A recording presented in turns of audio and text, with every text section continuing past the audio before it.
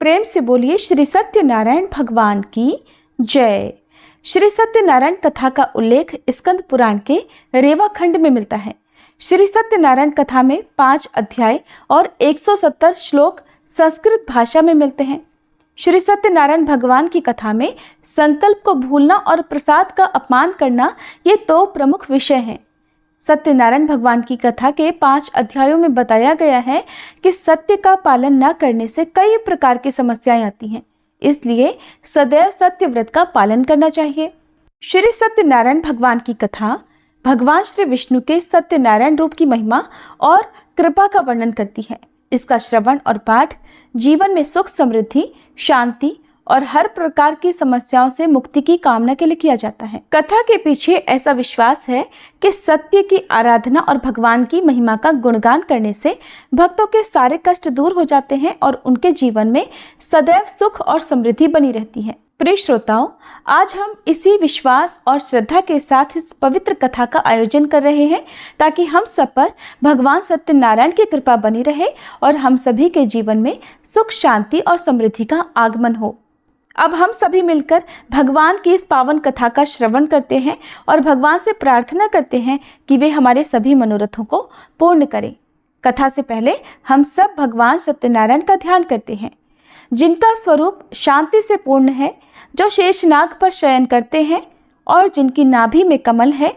वे देवताओं के ईश्वर हैं, जो समस्त संसार का आधार हैं, जो आकाश के समान असीमित हैं, जिनका रंग मेघ अर्थात बादलों के समान है और जिनका रूप शुभ है, जो श्री लक्ष्मी जी के पति हैं, जिनके नेत्र कमल के समान सुंदर हैं और जो योगियों के ध्यान में सदैव विराजमान रहते हैं।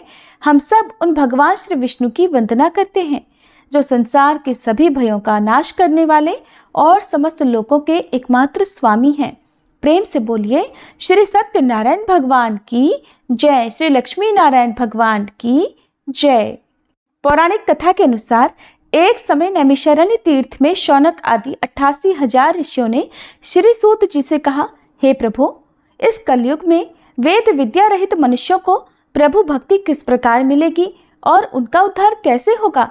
हे मुनिश्रेष्ठ, कोई ऐसा तप कहिए जिससे थोड़े समय में पुण्य प्राप्त होवे और मनोवांछित फल मिले। ऐसी कथा को सुनने की हमारी इच्छा है।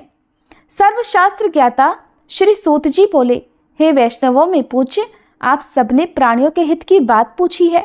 अब मैं उस श्रेष्ठ व्रत को आप लोगों से कहूँगा जिस व्रत को नारद जी ने श्री लक्ष्मी नारायण भगवान से पूछा था और लक्ष्मीपति ने मुनिश्रेष्ठ नारद जी से कहा था।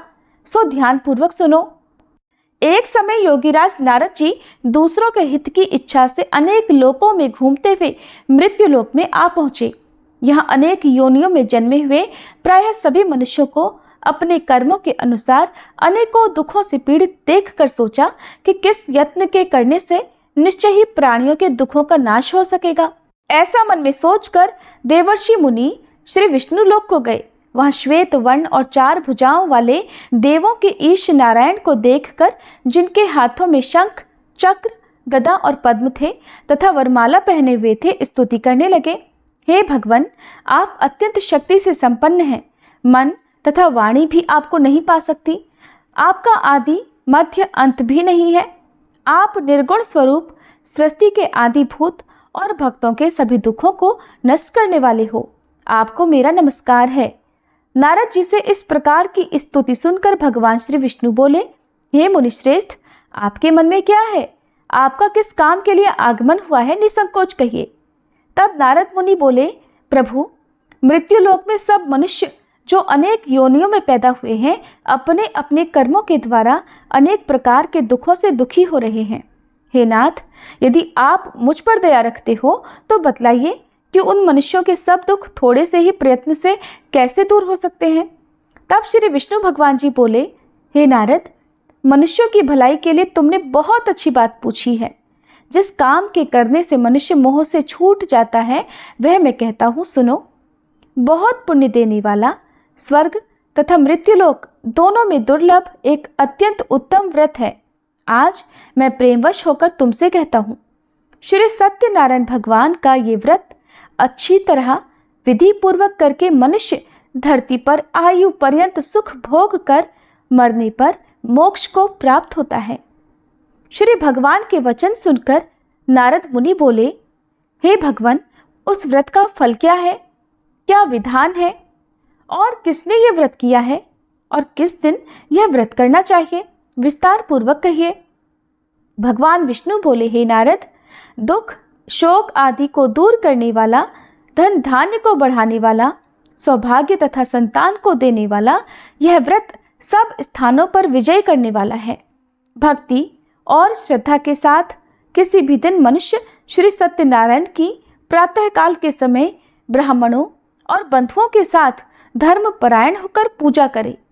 भक्ति भाव से नैवेद्य, केले का फल, शहद, घी, दूध और गेहूं का आटा सवाया लेवे। गेहूं के अभाव में साठी का चूर्ण भी ले सकते हैं और सब पदार्थों को भगवान को अर्पण कर देवे तथा बंधुओं सहित ब्राह्मणों को भोजन करावे। पश्चात स्वयं भोजन करे। रात्रि में नृत्य, गीत आदि का आयोजन कर सत्यनारायण भगवान का ध्यान करते हुए समय बिताए। इस तरह व्रत करने पर मनुष्यों की इच्छा निश्चय पूरी होती है। विशेष रूप से कलिकाल में भूमि पर यही मोक्ष का सरल उपाय है। प्रेम से बोलिए श्री सत्यनारायण भगवान की जय। श्री सत्यनारायण व्रत कथा का प्रथम अध्याय संपूर्ण। दूसरा अध्याय। श्री सूत जी बोले, हे ऋषियों, जिसने पहले समय में इस व्रत को किया है उसका इतिहास कहता हूँ, ध्यान पूर्वक सुनो। सुंदर काशीपुरी नगरी में एक अत्यंत निर्धन ब्राह्मण रहता था। वह भूख और प्यास से बेचैन हुआ नित्य पृथ्वी पर घूमता था। ब्राह्मणों से प्रेम करने वाले भगवान ने ब्राह्मण को दुखी देखकर बूढ़े ब्राह्मण का रूप धरकर उसके पास जाकर आदर पूर्वक पूछा, हे विप्र, तुम नित्य दुखी होकर पृथ्वी पर क्यों घूमते हो? हे ब्राह्मण, ये सब मुझसे कहो, मैं सुनना चाहता हूँ। तब वह ब्राह्मण बोला, मैं निर्धन ब्राह्मण हूँ, भिक्षा के लिए पृथ्वी पर फिरता हूँ। हे भगवान, यदि आप इससे छुटकारा पाने का कोई उपाय जानते हो तो कृपा कर मुझे बताएं।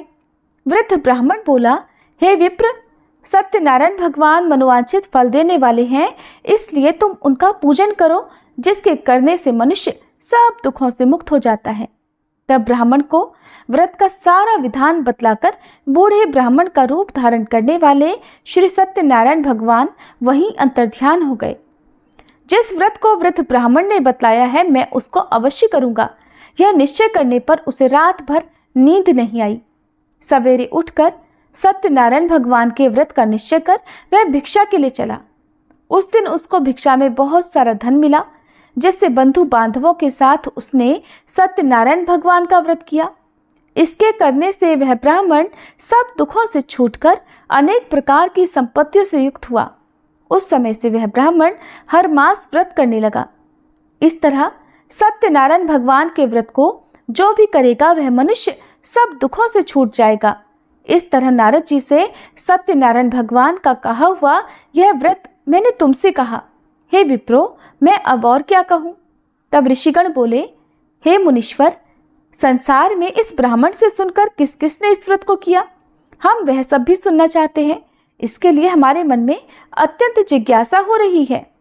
सूत जी बोले, हे मुनियों, जिसने इस व्रत को किया है वह सब भी सुनो। एक समय वह ब्राह्मण धन और ऐश्वर्य के अनुसार बंधु बांधवों के साथ व्रत करने को तैयार हुआ। उसी समय एक लकड़ी बेचने वाला बूढ़ा आदमी आया और बाहर लकड़ियों को रखकर ब्राह्मण के मकान में गया। प्यास से दुखी लकड़हारा उनको व्रत करते देखकर ब्राह्मण को नमस्कार करके कहने लगा, ये आप क्या कर रहे हैं? इसके करने से क्या फल मिलता है? कृपा करके मुझको बताइए। ब्राह्मण ने कहा, सब मनोरथों को पूर्ण करने वाला यह सत्यनारायण भगवान व्रत है। इसके ही कृपा से मेरे यहाँ धन धान्य आदि की वृद्धि हुई है। ब्राह्मण से इस व्रत के बारे में जानकर लकड़हारा अत्यंत प्रसन्न हुआ। चरणामृत लेकर प्रसाद ग्रहण करने के बाद वह अपने घर को गया। अगले दिन लकड़हारे ने अपने मन में इस प्रकार का संकल्प लिया कि आज गांव में लकड़ी बेचने से जो धन मिलेगा उसी से सत्यनारायण भगवान का उत्तम व्रत करूंगा। ऐसा मन में निश्चय कर वह बूढ़ा आदमी लकड़ियां अपने सिर पर रखकर जिस नगर में धनवान लोग रहा करते थे ऐसे सुंदर नगर में गया। उस दिन वहां पर उसे उन लकड़ियों का दाम पहले से 4 गुना मिला तब वह लकड़हारा दाम लेकर अति प्रसन्न होकर पके केले, शक्कर, घी, दूध, दही और गेहूं का चूर्ण इत्यादि सत्यनारायण भगवान के व्रत की कुल सामग्रियों को लेकर अपने घर गया। फिर उसने अपने परिवारजनों को बुलाकर विधि के साथ भगवान का पूजन और व्रत किया। उस व्रत के पुण्य प्रभाव से वह बूढ़ा लकड़हारा धन, पुत्र आदि से युक्त हुआ और संसार के समस्त सुख भोग कर अंत में वैकुंठ लोक को चला गया। श्री सत्यनारायण भगवान की जय। श्री सत्यनारायण व्रत कथा का दूसरा अध्याय संपूर्ण। तीसरा अध्याय। श्री सूत जी बोले, हे श्रेष्ठ मुनियों, अब आगे की कथा कहता हूँ, सुनो। पहले समय में उल्कामुख नाम का एक बुद्धिमान राजा रहा करता था। वह सत्यवक्ता और जितेंद्रिय था। प्रतिदिन देव स्थानों पर जाता और गरीबों को धन देकर उनके कष्ट दूर करता था। उसकी पत्नी कमल के समान मुख वाली और सती साध्वी थी। पुत्र प्राप्ति के लिए भद्रशिला नदी के तट पर उन दोनों ने सत्यनारायण भगवान का व्रत किया। उस समय वहां एक साधु नामक वैश्य आया। उसके पास व्यापार के लिए बहुत सारा धन था। वह नाव को किनारे पर ठहराकर राजा के पास आ गया और राजा को व्रत करते देखकर विनय के साथ पूछने लगा, हे राजन, भक्ति युक्त चित्त से ये आप क्या कर रहे हैं? मेरी सुनने की इच्छा है, सो आप मुझे ये बताइए। तब राजा बोला, हे वैश्य, अपने बांधवों के साथ पुत्र आदि की प्राप्ति के लिए यह महाशक्तिवान सत्यनारायण भगवान का व्रत और पूजन में कर रहा हूँ। राजा के वचन सुनकर साधु आदर से बोला, हे राजन, मुझसे भी इसका सब विधान कहो। मैं भी आपके कहे अनुसार इस व्रत को अवश्य करूंगा। मेरी भी कोई संतान नहीं है और मुझे विश्वास है कि इस व्रत के करने से निश्चय ही मुझे संतान प्राप्ति होगी। तब राजा से सब विधान सुनकर व्यापार से निवृत्त होकर वह आनंद के साथ अपने घर को गया। साधु ने अपनी स्त्री को संतान देने वाले इस व्रत को सुनाया और प्रण किया कि जब मेरे यहाँ संतान होगी तब मैं इस व्रत को करूंगा। साधु ने ऐसे वचन अपनी पत्नी लीलावती से कहे। एक दिन उसकी पत्नी पति के साथ आनंदित होकर सांसारिक धर्म में प्रवृत्त होकर श्री सत्यनारायण भगवान की कृपा से गर्भवती हो गई और 10वें महीने में उसके एक सुंदर कन्या का जन्म हुआ। वह कन्या दिनों दिन इस तरह बढ़ने लगी जैसे शुक्ल पक्ष का चंद्रमा बढ़ता है। कन्या का नाम कलावती रखा गया। तब लीलावती ने मीठे शब्दों में अपने पति से कहा कि स्वामी, जो आपने संकल्प लिया था कि मैं संतान होने पर सत्यनारायण भगवान का व्रत करूंगा, अब आप उसे करिए। साधु बोला, हे प्रिय, इसके विवाह पर करूंगा।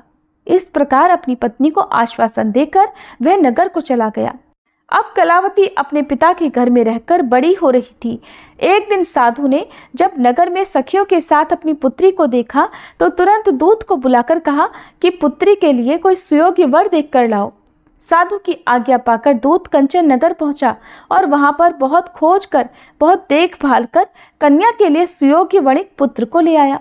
उस सुयोग्य युवक को देखकर साधु ने अपने बंधु बांधवों सहित प्रसन्नचित होकर अपनी पुत्री का विवाह उसके साथ कर दिया, किंतु दुर्भाग्य से विवाह के समय भी वह उस व्रत को करना भूल गया। तब श्री सत्यनारायण भगवान क्रोधित हो गए और साधु को श्राप दे दिया कि तुम्हें दारुण दुख प्राप्त होगा। अपने कार्य में कुशल साधु वैश्य अपने जामाता सहित समुद्र के समीप स्थित रत्नपुर नगर में गया और वहां दोनों ससुर जमाई चंद्रकेतु राजा के उस नगर में व्यापार करने लगे। एक दिन भगवान सत्यनारायण की माया से प्रेरित कोई चोर राजा का धन चुराकर भागा जा रहा था, किंतु राजा के दूतों को आता देखकर चोर घबराकर भागते हुए धन को वहीं चुपचाप छोड़कर चले गए जहां वे ससुर और जमाई ठहरे हुए थे। जब दूतों ने उन साधु वैश्य के पास राजा के धन को रखा हुआ देखा तो वे उन्हीं को चोर समझकर दोनों को बांध कर ले गए और राजा के पास जाकर बोले, हे राजन, ये दो चोर हम पकड़ कर लाए हैं, देखकर आज्ञा दीजिए। तब राजा की आज्ञा से उनको कठोर कारावास में डलवा दिया गया और उनका सब धन भी छीन लिया गया। सत्यनारायण भगवान के श्राप के कारण साधु वैश्य की पत्नी और पुत्री भी इधर घर में बहुत दुखी रहने लगी। उनके घर पर जो भी धन रखा था चोर चुरा कर ले गए।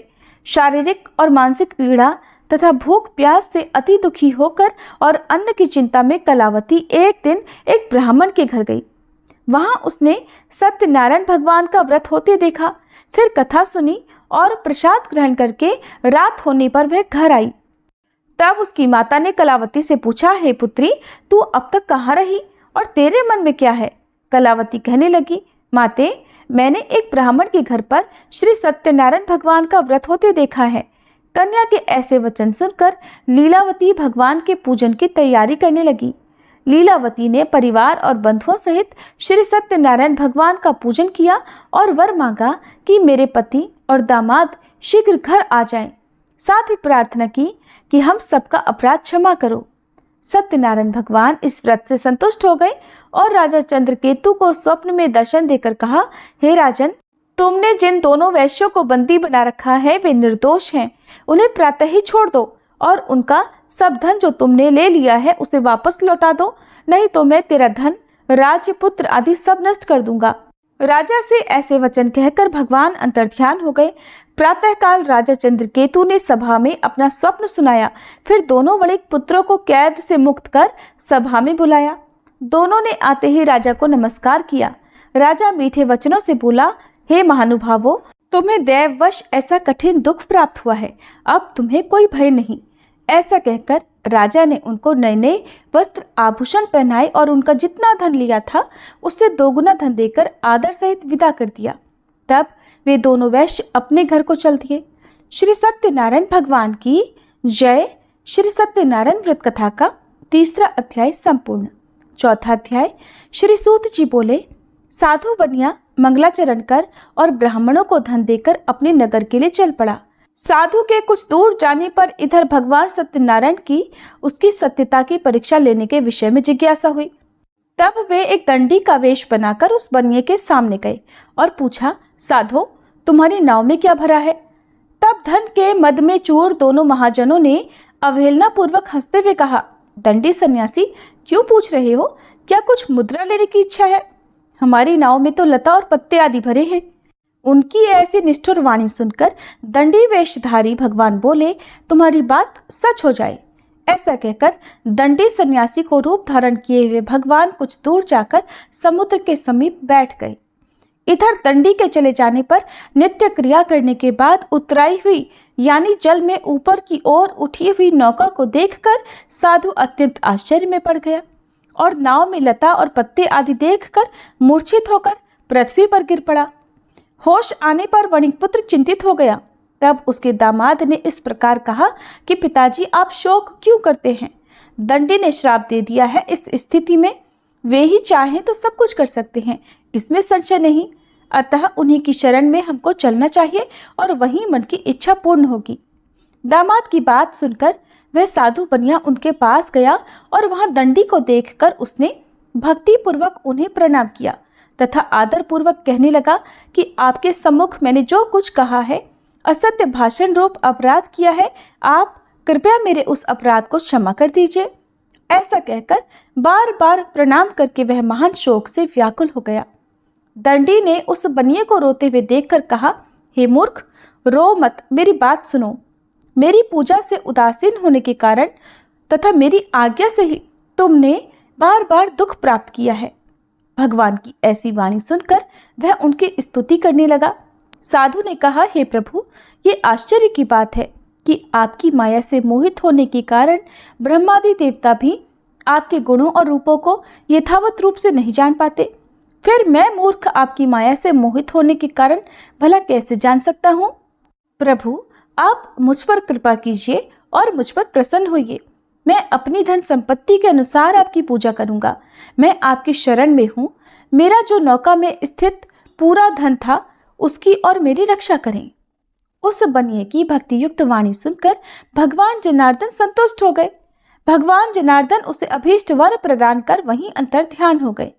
इसके बाद वह साधु अपनी नौका में चढ़ा और उसे धन धान्य से भरी हुई देखकर भगवान सत्यदेव की कृपा से हमारा मनोरथ सफल हो गया। ऐसा कहकर स्वजनों के साथ उसने भगवान की विधिवत पूजा की। भगवान श्री सत्यनारायण की कृपा से वह आनंद से परिपूर्ण हो गया और नाव को प्रयत्न पूर्वक संभाल कर उसने अपने देश के लिए प्रस्थान किया। साधु बनिए ने अपने दामाद से कहा, वह देखो, मेरी रत्नपुरी नगरी दिखाई दे रही है। इसके बाद उसने अपने धन के रक्षक दूत को अपने आने का समाचार देने के लिए अपनी नगरी में भेजा।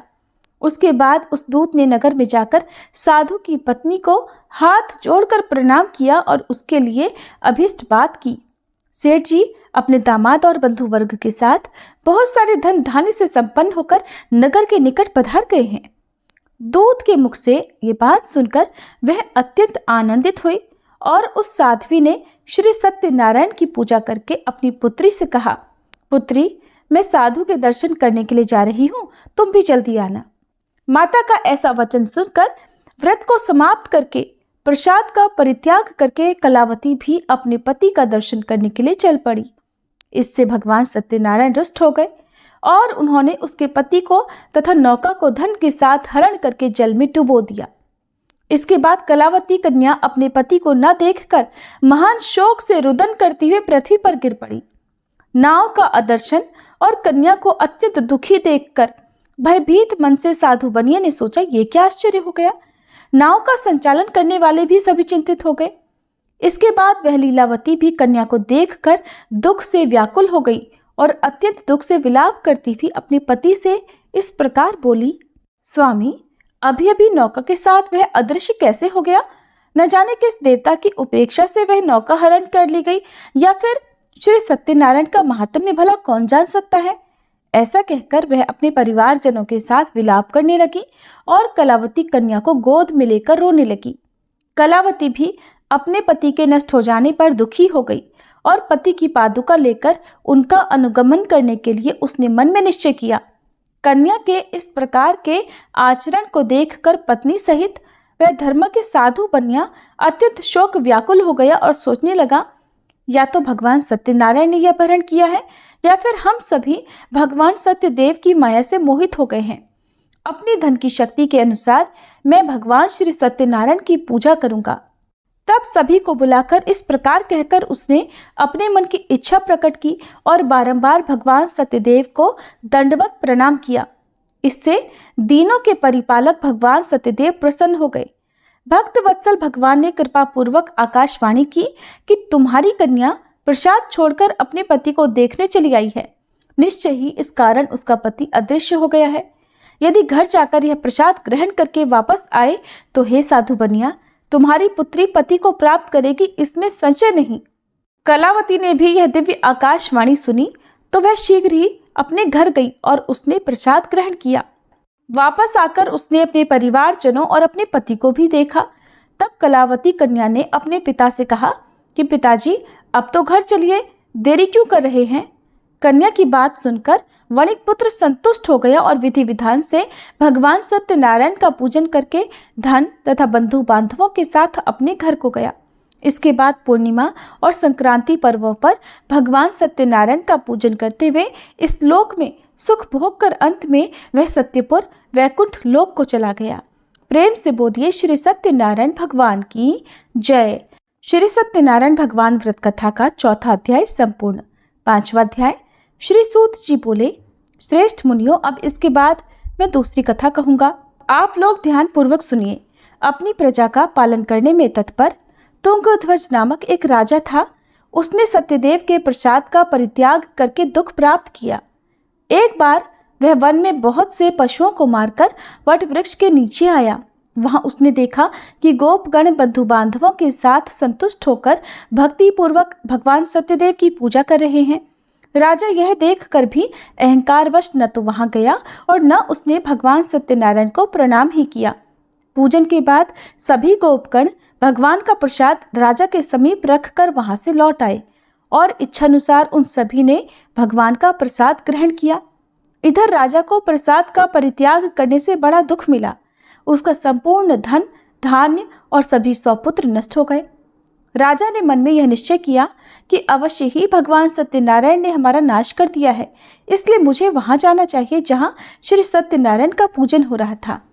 ऐसा मन में निश्चय करके वह राजा गोपगणों के समीप गया और उसने गोपगणों के साथ भक्ति श्रद्धा से युक्त होकर विधि पूर्वक भगवान सत्यदेव की पूजा की। भगवान सत्यदेव की कृपा से वह पुनः धन और पुत्रों से संपन्न हो गया तथा इस लोक में सभी सुखों का उपभोग कर अंत में सत्यपुर वैकुंठ लोक को प्राप्त हुआ। श्री सूत जी कहते हैं, जो व्यक्ति इस परम दुर्लभ श्री सत्यनारायण के व्रत को करता है और पुण्यमयी तथा फल प्रदायिनी भगवान की कथा को भक्ति युक्त होकर सुनता है, उसे भगवान सत्यनारायण की कृपा से धन धान्य आदि की प्राप्ति होती है। दरिद्र धनवान हो जाता है, बंधन में पड़ा हुआ बंधन से मुक्त हो जाता है, डरा हुआ व्यक्ति भय मुक्त हो जाता है। ये सत्य बात है, इसमें संशय नहीं। इस लोक में वह सभी इच्छित फलों को भोग कर अंत में सत्यपुर वैकुंठ लोक को जाता है। हे ब्राह्मणों, इस प्रकार मैंने आप लोगों से भगवान सत्यनारायण के व्रत को कहा, जिसे करके मनुष्य सभी दुखों से मुक्त हो जाता है। कलयुग में तो भगवान सत्यदेव की पूजा विशेष फल प्रदान करने वाली है। भगवान विष्णु को ही कुछ लोग काल, कुछ लोग सत्य, कोई ईश और कोई सत्यदेव तथा दूसरे लोग सत्यनारायण नाम से कहेंगे। अनेक रूप धारण करके भगवान सत्यनारायण सभी का मनोरथ सिद्ध करते हैं। कलयुग में सनातन भगवान विष्णु ही सत्यव्रत रूप धारण करके सभी का मनोरथ पूर्ण करने वाले होंगे। हे श्रेष्ठ मुनियों, जो व्यक्ति नित्य भगवान सत्यनारायण की इस व्रत कथा को पढ़ता है, सुनता है, भगवान सत्यनारायण की कृपा से उसके सभी पाप नष्ट हो जाते हैं। हे मुनीश्वरों, पूर्व काल में जिन लोगों ने भगवान सत्यनारायण का व्रत किया था, उसके अगले जन्म का वृतांत कहता हूँ, आप लोग सुनिए। महान प्रजा संपन्न शतानंद नाम के ब्राह्मण सत्यनारायण व्रत करने के प्रभाव से दूसरे जन्म में सुदामा नामक ब्राह्मण हुए और उस जन्म में भगवान श्री कृष्ण का ध्यान करके उन्होंने मोक्ष प्राप्त किया। लकड़हारा भील गुहों का राजा हुआ और अगले जन्म में उसने भगवान श्री राम की सेवा करके मोक्ष प्राप्त किया। महाराज उल्कामुख दूसरे जन्म में राजा दशरथ हुए, जिन्होंने श्री रंगनाथ जी की पूजा करके अंत में वैकुंठ प्राप्त किया। इस प्रकार धार्मिक और सत्यव्रती साधु पिछले जन्म के सत्यव्रत के प्रभाव से अपने दूसरे जन्म में मोरध्वज नामक राजा हुआ। उसने आरे से चीरकर अपने पुत्र की आधी देह भगवान विष्णु को अर्पित कर मोक्ष प्राप्त किया। महाराज तुंगध्वज जन्मांतर में स्वयंभू मनु हुए और भगवत संबंधी संपूर्ण कार्यों का अनुष्ठान करके वैकुंठ लोक को प्राप्त हुए।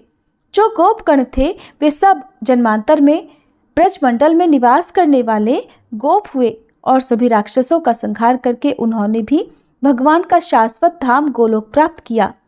प्रेम से बोलिए श्री सत्यनारायण भगवान की जय, श्री लक्ष्मी नारायण भगवान की जय। श्री सत्यनारायण भगवान कथा का 5वां अध्याय संपूर्ण और इसी के साथ कथा समाप्त हुई।